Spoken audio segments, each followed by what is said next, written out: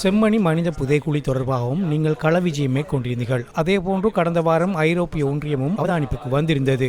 இது 1998 நீதிமன்றத்தில் விசாரிக்கப்பட்ட ஒரு வழக்கின் பிரகாரம் முன்னாள் இராணுவ உறுப்பினர் சோமரத்ன ராஜபக்ச எனப்படும் இராணுவ அதிகாரி வாக்குமூலம் அளித்துள்ளார். அவர் தற்போது உங்களின் கீழ் உள்ள ஒரு சிறைச்சாலையில் உள்ளார். அவரே இந்த வழக்கின் முக்கியமான வாழும் சாட்சி. அவரது உயிரை பாதுகாப்பதற்கும் சாட்சியங்களை பாதுகாப்பதற்கும் நீங்கள் எடுத்துள்ள நடவடிக்கை என்ன?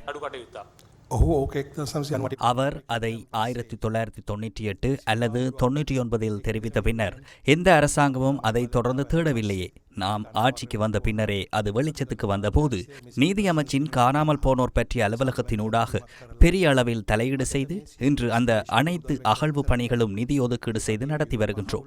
அதேபோன்று ஐரோப்பிய ஒன்றியமும் முன்னர் வந்திருந்த மனித உரிமை உயர்ஸ்தானிகர் என அனைவரும் எம்மை பாராட்டினர். நாம் சிறப்பான செயற்பாட்டினை முன்னெடுத்துள்ளதாக தெரிவித்தனர். எனவே இதில் பல கட்டங்கள் உள்ளன. முதல் கட்ட நடவடிக்கை என்னவென்றால் இவற்றை அடையாளம் காண வேண்டும். தற்போது நாம் பத்திரிகையில் விளம்பரம் கொடுத்துள்ளோம். மீண்டும் கொடுக்க வேண்டி வரும். யாராவது தமது உறவினர் இங்கு இருப்பதாக சந்தேகித்தால் தற்போது அவர்களிடமிருந்து DNA மாதிரிகளை பெற முடியும். இதுவரை அது நடக்கவில்லை. ஆனால் அகழ்வு பணிகள் தொடர்ந்து நடைபெறுகின்றது. நான் நேரில் சென்று ராஜ் சோமதேவவுடன் பேசினேன். இதற்காக எடுக்கக்கூடிய அனைத்து நடவடிக்கைகளையும் நாம் எடுத்து வருகின்றோம். நீங்கள் முன்னர் கூறிய அந்த இராணுவ அதிகாரியின் பிரச்சனை அவரிடம் தகவல்கள் இருப்பதாக கூறிய பின்னர் நாம் காணாமல் போனோர் பற்றிய செயலகத்தின் குழுவை அனுப்பினோம். இந்த நடவடிக்கைகளை செய்ய போலீசாரையும் அனுப்பினோம். ஆனால் அவர் சில வேளைகளில் அதை நேரடியாக தெரிவிப்பதில்லை. அவர் ஜனாதிபதி பொது மன்னிப்பை எதிர்பார்க்கின்றார். அதனால் அவர் உண்மையாகவே இதை சொல்கின்றாரா என்று எங்களுக்கு தெரியாது. ஏனெனில் நீதிமன்றத்தால் அவர் குற்றவாளி என தீர்ப்பளிக்கப்பட்ட பின்னரே எதிரி கூண்டிலிருந்து பேசுகின்றார். யாராவது உண்மையாக கூறுவதாக இருந்தால் ஆரம்ப காலத்தில் கூறியிருக்க வேண்டும். எனவே இது போன்ற சில பிரச்சனைகள் உள்ளன. இருப்பினும் அவர் எங்களுக்கு சாட்சியாக இருந்தாலும் இல்லாவிட்டாலும் அவரது பாதுகாப்பை நாங்கள் 100% உறுதிப்படுத்துவோம். அதை நாம் செய்ய வேண்டும். அவர் சாட்சியாக இருந்தாலும் இல்லாவிட்டாலும் அதற்கு மேலதிகமாக செம்மணியில் அடுத்து எமக்கு தேவைப்படுவது இந்த குற்றத்தை செய்தவர்களை கண்டுபிடிப்பதல்லவா? அதற்கு ஏதேனும் தகவல்கள் இதுவரை வரவில்லை. இன்னும் அந்த மட்டத்துக்கு விசாரணை செல்லவில்லை.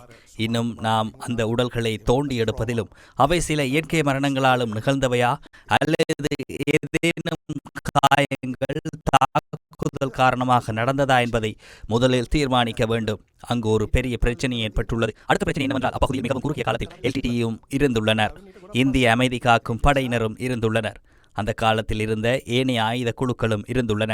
இராணுவத்தினர் அதன் பின்னரே அங்கு வந்துள்ளனர். எனவே நபர்களை கண்டறிந்த பின்னர் அதற்கு பொறுப்பான நபர்களை கண்டறியும் விசாரணை நடவடிக்கை ஒன்றுள்ளது.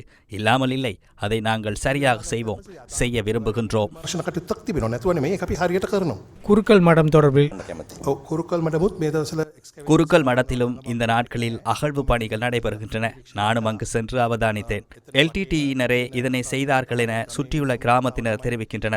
ஆனால் நாம் அவ்வாறான ஒரு முடிவுக்கு வர மாட்டோம். தற்போது அங்கேயும் அகழ்வு பணிகள் நடைபெற்று வருகின்றன.